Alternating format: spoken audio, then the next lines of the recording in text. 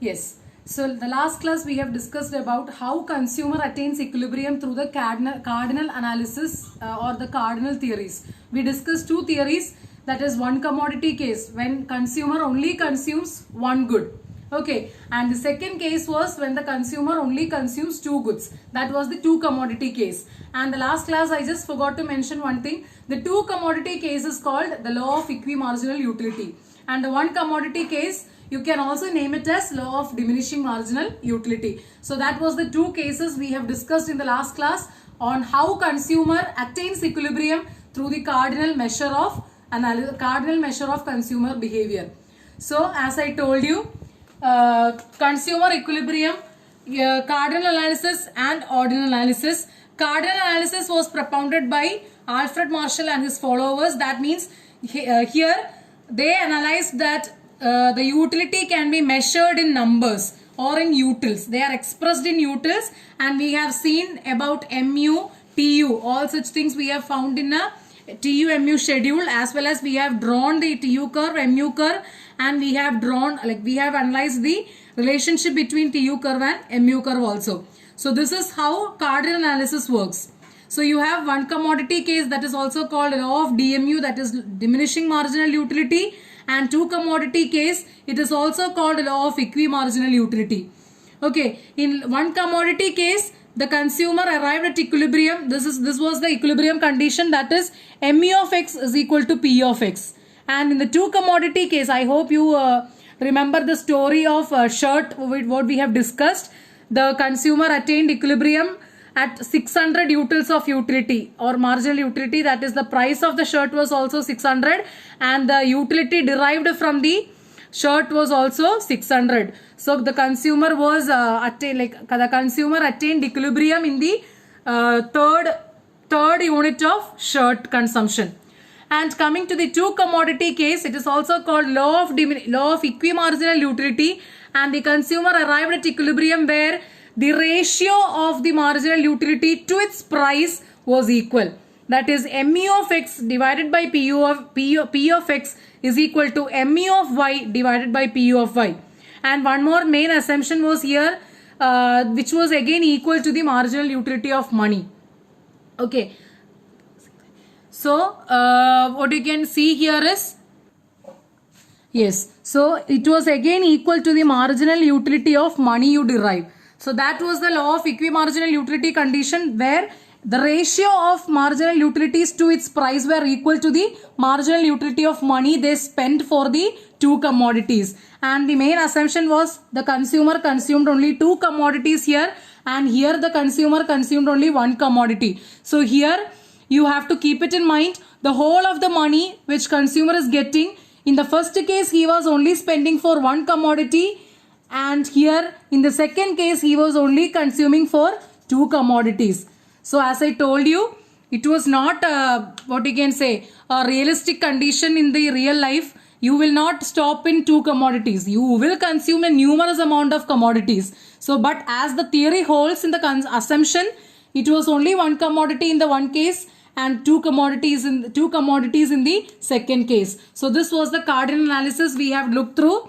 That is, it was propounded by Alfred Marshall, or in the time of classical school time, it was propounded by Alfred Marshall and his followers in 1830s or by 1860s. It was cardinal analysis, and the main founding of the Alfred Marshall was, it was measured in utils.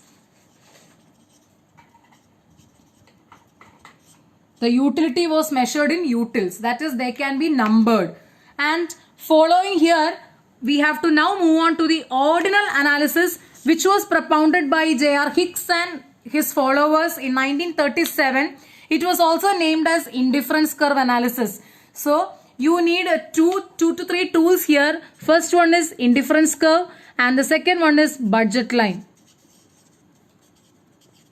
So two tools you need here to arrive at the consumer's equilibrium, that is indifference curve and budget line. And the consumer attains equilibrium where the MRS for x and y is equal to price of x divided by price of y. So the marginal rate of substitution for good X and good Y will be equal to the ratio of their prices. That is the meaning here. So that we are going to look through in detail, very detail we have to look through. And this ordinal analysis, they told or they founded that utility cannot be numbered in, utility cannot be measured in numbers because it is a feeling you get. Right. So it cannot be measured in numbers, but it can only be ranked. See, ranked. That means whether it is high or low. So that is the main difference between cardinal analysis and ordinal analysis. In cardinal analysis, it can be utility can be measured in utils, and in ordinal analysis, which was put forwarded by Hicks and his followers in 1937, which they told the utility can only be ranked, which is whether high or low, because it is a feeling you get by consuming a good. So this is a overall scenario of the consumer's equilibrium. So just do have a look and you have to take the notes. So this will be more clear when we complete the indifference curve analysis now. I think this part will be clear for you now because we have covered it. So that is the overall scenario or overall scene of consumer's equilibrium. Now we have to move through the ordinal analysis. That is ordinal analysis, that is the indifference curve analysis. Okay. So yes. So now we are moving on to the indifference curve analysis. For that, as I told you, the first tool is indifference curve. So indifference curve, moving on to the topic or moving on to the concept indifference curve. That means indifference curve gives you all possible combinations of two goods that can be consumed which give you the same level of satisfaction.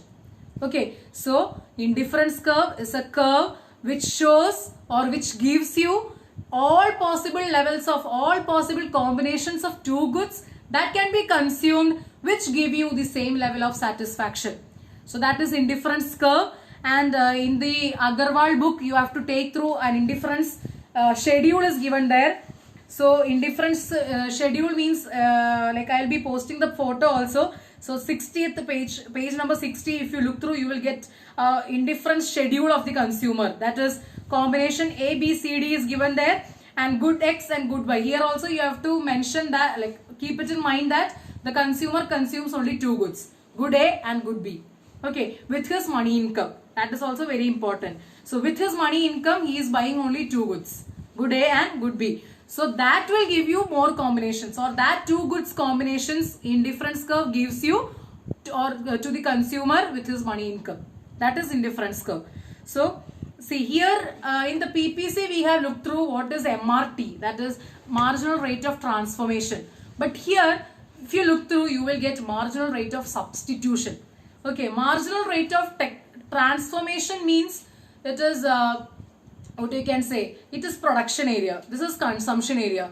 So in a two good economy, if you have to produce additional unit of one good, you have to sacrifice some amount of another good. Same way, if you have to consume additional unit of one good, you have to sacrifice some unit of another good. That is marginal rate of substitution. So if you look in the indifference schedule here, see in the first combination, first 1 unit of good X and 8 units of good Y the consumer is consuming. So there is no substitution or sacrifice happening there. So that is nil.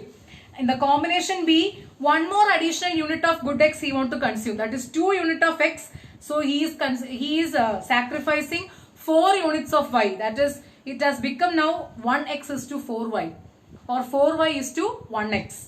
So that means one more additional unit of X. So we'll be continuing it in the next session.